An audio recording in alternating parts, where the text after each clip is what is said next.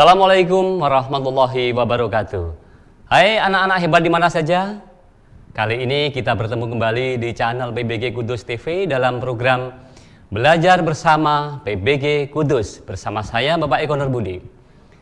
Tema pembelajaran kita kali ini adalah menikmati novel, sesi pendalaman materi tentang menganalisis isi dan unsur kebahasaan novel. Tujuan pembelajaran kali ini, kita akan membahas satu, menganalisis isi novel berdasarkan unsur intrinsiknya. Yang kedua, menganalisis kebahasaan novel. Anak-anakku yang hebat dimanapun kalian berada, novel mempunyai unsur pembangun. Unsur pembangun novel ada dua, yakni unsur intrinsik dan unsur ekstrinsik. Unsur intrinsik membangun kerangka novel dalam pengembangan ceritanya yang meliputi tema, alur, latar, tokoh, penokohan, sudut pandang, dan amanat. Perhatikan penjelasan unsur intrinsik berikut ini. Tema adalah dasar cerita atau gagasan umum dalam sebuah cerita. Alur atau plot, hubungan pola pengembangan antar peristiwa yang bersifat sebab akibat, tidak hanya jalinan peristiwa secara kronologis. Berikutnya adalah tokoh. Tokoh adalah para pelaku yang terdapat di dalam cerita. Selanjutnya, penokohan. Teknik bagaimana pengarang menampilkan tokoh-tokoh dalam cerita sehingga dapat diketahui karakter atau sifat para tokoh. Unsur intrinsik selanjutnya adalah latar. Latar adalah landasan atau tumpuan yang memiliki pengertian tempat, bisa juga berhubungan dengan waktu, dan lingkungan sosial tempat terjadinya peristiwa-peristiwa yang diceritakan. Selanjutnya, sudut pandang. Cara penyajian cerita, peristiwa-peristiwa, tindakan-tindakan pada karya fiksi berdasarkan posisi pengarang di dalam cerita. Selanjutnya adalah amanat. Amanat adalah ajaran moral atau pesan yang hendak disampaikan pengarang kepada pembaca melalui karya yang diciptakan itu.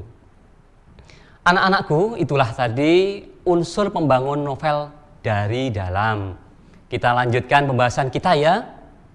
Selanjutnya adalah unsur pembangun novel dari luar, yaitu unsur ekstrinsik yang menjadi pelengkap cerita yang berkaitan dengan pengarang dan dunianya. Perhatikan slide berikut ini. Yang pertama, unsur ekstrinsiknya adalah latar belakang pengarang. Latar belakang pengarang ini berkaitan erat dengan cerita yang dihasilkan.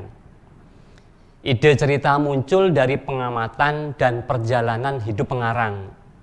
Latar belakang pengarang dipahami melalui sejarah hidup pengarang atau biografi. Selain itu, latar belakang pengarang juga berkaitan dengan karya-karya yang dihasilkannya. Apa saja yang termasuk dari bagian ini? Ayo, siapa yang bisa menjawab? Nah, latar belakang terdiri atas biografi pengarang, kondisi psikologisnya, latar pendidikannya, daerah asalnya, alirannya, pandangan hidup atau paham madhab sastra yang dianutnya juga sangat mempengaruhi latar belakang pengarang. Berikutnya adalah latar belakang masyarakat. Nah, suatu karya fiksi bisa juga dilatar belakangi lingkungan masyarakat penulisnya. Misalnya dipengaruhi ideologi suatu negara, politik, ekonomi, begitupun dengan kondisi sosial budaya negara itu. Kondisi sosial suatu negara juga merupakan faktor yang mempengaruhi suatu karya yang dihasilkan penulis. Seringkali penulis terinspirasi dari kejadian yang dilihatnya dalam kehidupan sehari-hari. Selanjutnya adalah nilai-nilai kehidupan dalam cerita. Novel mengandung nilai-nilai kehidupan. Nilai-nilai tersebut disajikan secara tersirat dalam novel. Nilai-nilai tersebut dapat disimpulkan dengan cara menganalisis dialognya dan tindakan tokoh.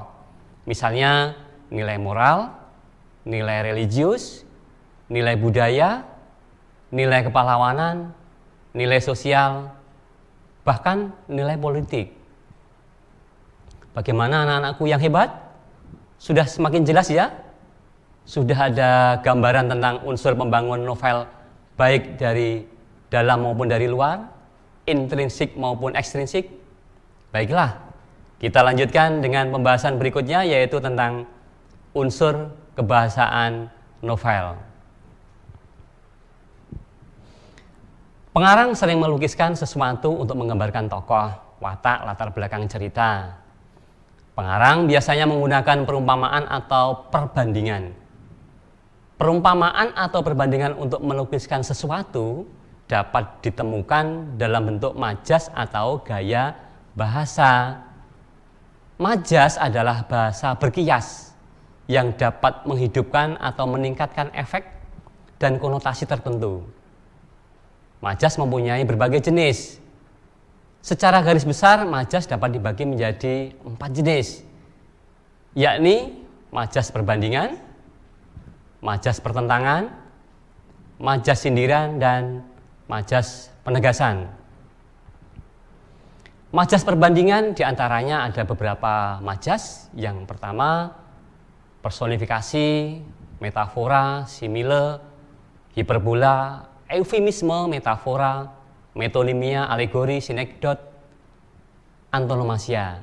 Selanjutnya adalah majas pertentangan, terdiri paradok, litotes, antitesis, kemudian ada majas sindiran, ironi, sinisme, sarkasme, dan majas penegasan, yaitu pleonasme, repetisi, klimaks, antiklimaks, paralelisme, tautologi. Setelah kalian memperhatikan bagan majas tersebut, agar mempermudah pemahaman kalian, perhatikan dan baca dengan saksama penjelasan majas dan contohnya dalam tayangan berikut ini.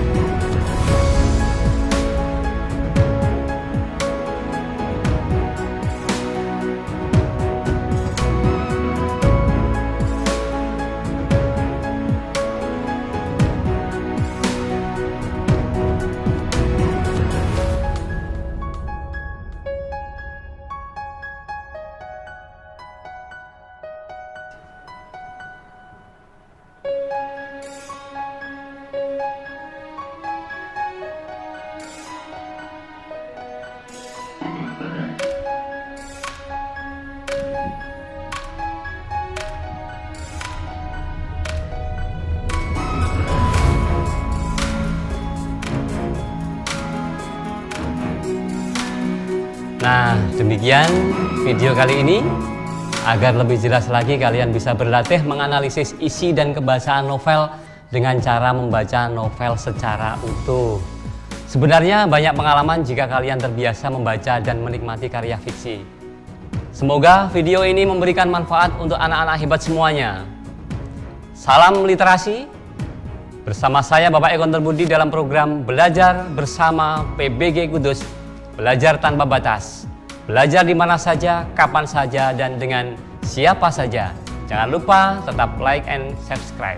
Assalamualaikum warahmatullahi wabarakatuh.